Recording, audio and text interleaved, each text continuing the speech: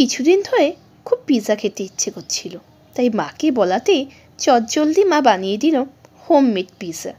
Pizza বানানোর জন্য মা প্রথমে কিছু বোনলেস চিকেন নিয়ে নিয়েছিল। সেখানে রসুন কুচি, পেঁয়াজ কুচি এবং স্বাদ মতো নুন, লঙ্কাগুলো এবং অরিগ্যানো দিয়ে একসাথে খুব ভালো করে মিশিয়ে নিল। এরপর কড়াইতে বাটার দিল।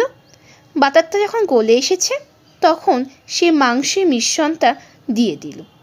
এবার কিছুক্ষণ আঁচ কমিয়ে নাড়াচাড়া করে 80% মতো কুক হয়ে গেলেই মা ঢাকা দিয়ে দিল।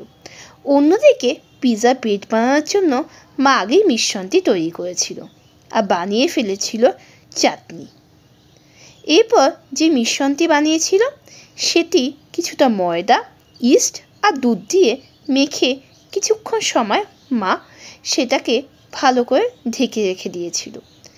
এরপর সেটি নিয়ে বেলে একটি পিৎজা আকৃতি গঠন করলো।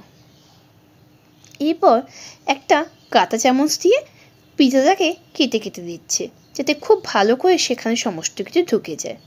তারপর সেই স্পেশাল চাটনিটা যেটা বানিয়ে রেখেছিল আগে সেটা দিয়ে একে একে টমেটো, ক্যাপসিকাম, পেঁয়াজ এবং চিজ দিয়ে সুন্দর করে সাজিয়ে নিচ্ছিল, আর উপরে দিয়ে দিল চিকেন।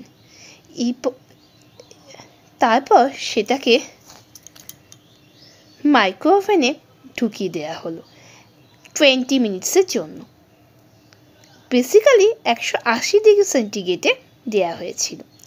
আফটার 20 মিনিটস পর এসে দেখি আমাদের হোমমেড পিৎজা একেবারে তৈরি। ইয়াম্মি! খেতে কিন্তু সত্যিই অসাধারণ হয়েছিল। তেমনই হয়েছিল লুকসটা।